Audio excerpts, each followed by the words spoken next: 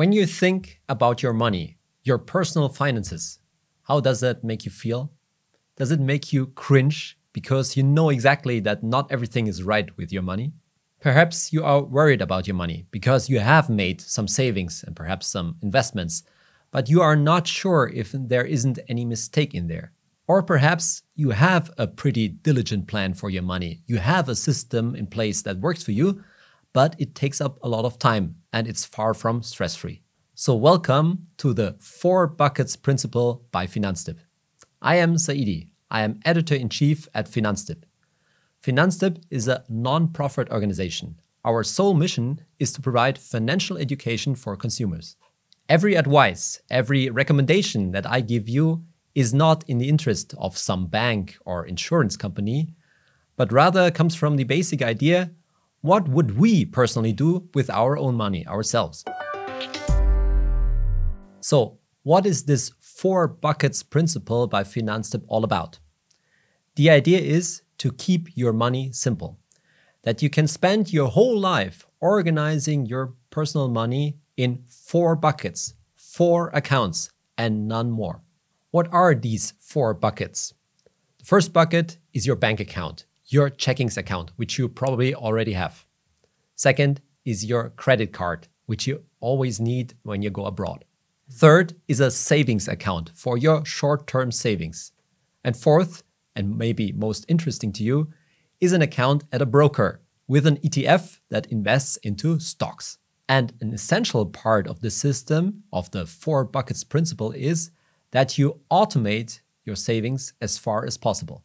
Meaning that you regularly save into your savings account for your short-term goals, maybe via a standing order if available to you.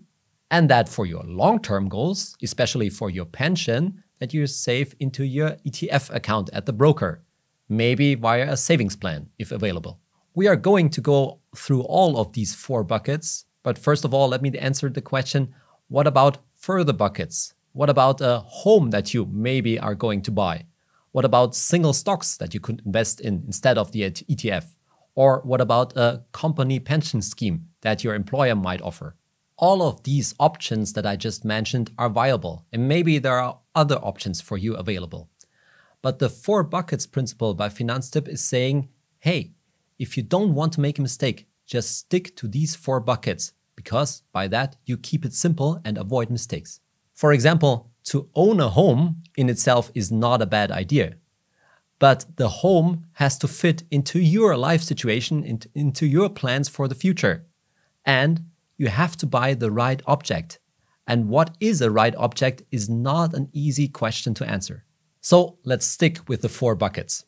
I'm going to go through all of them. First, your checking account and your credit card quickly, and then come to the more interesting points, the saving account and the ETF account. So bucket 1, your normal bank account, your checking account, which is of course sort of the train station for all your money transfers. Everything goes through it. The main advice here is make sure that your bank account, your checking account does not have high fees.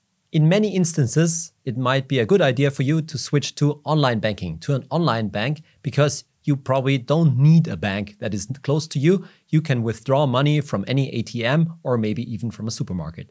And when you think about a consultant that you need at your bank, we at Finanztip are convinced in most cases you don't need a consultant.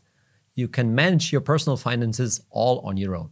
And if you think that you might need a consultant at your bank, keep in mind, the consultant in most cases will not work in your best interests, but rather in the interest of the bank or the company he or she works for.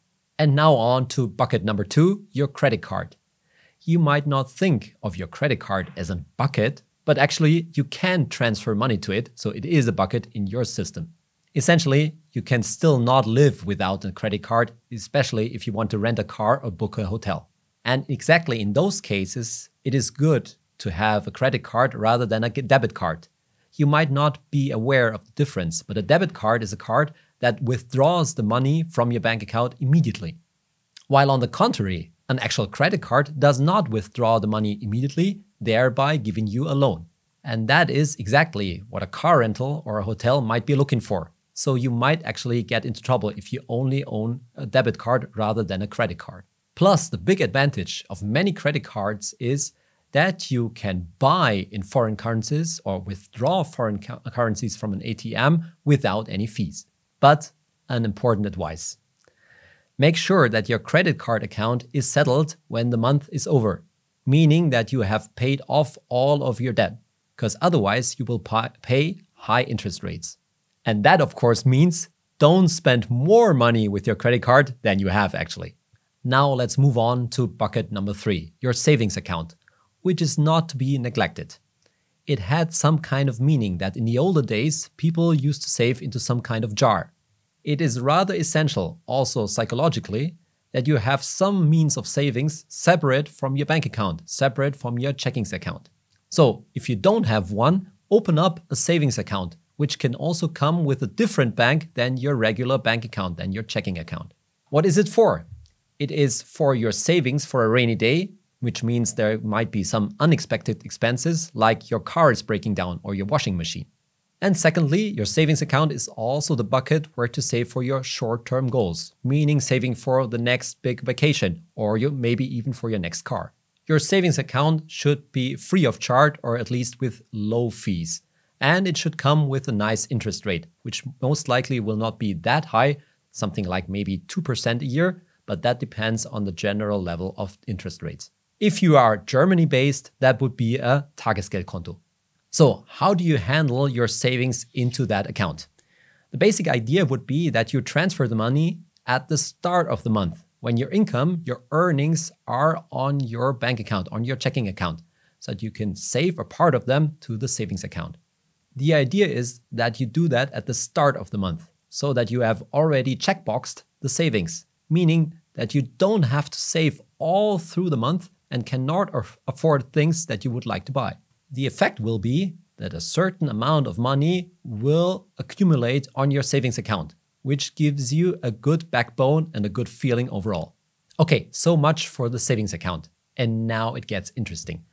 What about to do for your long-term savings, especially for your pension when you get old?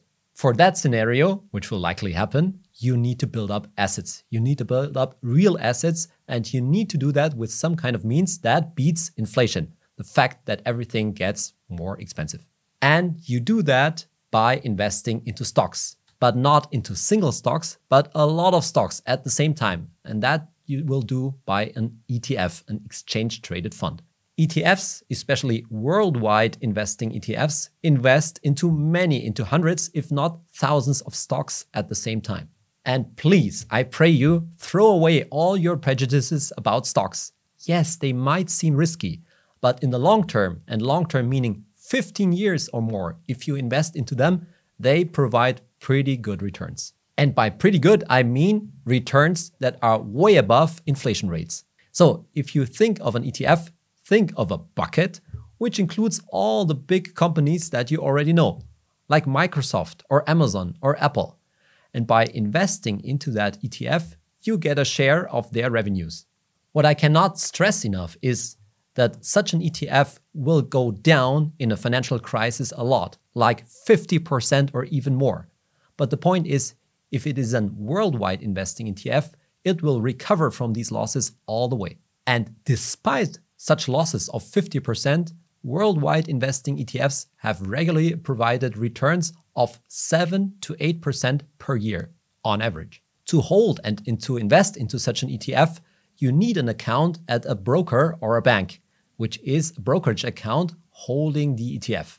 There are a lot of offers for that. Just make sure that the account that you pick doesn't include high fees. And if possible, in the country that you are based in, make up an ETF savings plan, meaning that you put regular amounts into your ETF on a monthly basis. That comes with the big psychological advantage that you don't have to make investment decisions every other month, but have a fixed plan in place for your pension. And you know what? That's it. This is the 4 buckets principle by Finanztip and nothing more. If you only own those 4 buckets for your whole financial life, you will be fine. If you have questions regarding the principle as a whole or any specific one of the 4 buckets, then please leave a comment below the video. By that, we might provide further videos explaining more. Please leave a like for this video and subscribe to our channel. Thank you. I am Saidi from Finanztip. See you next time.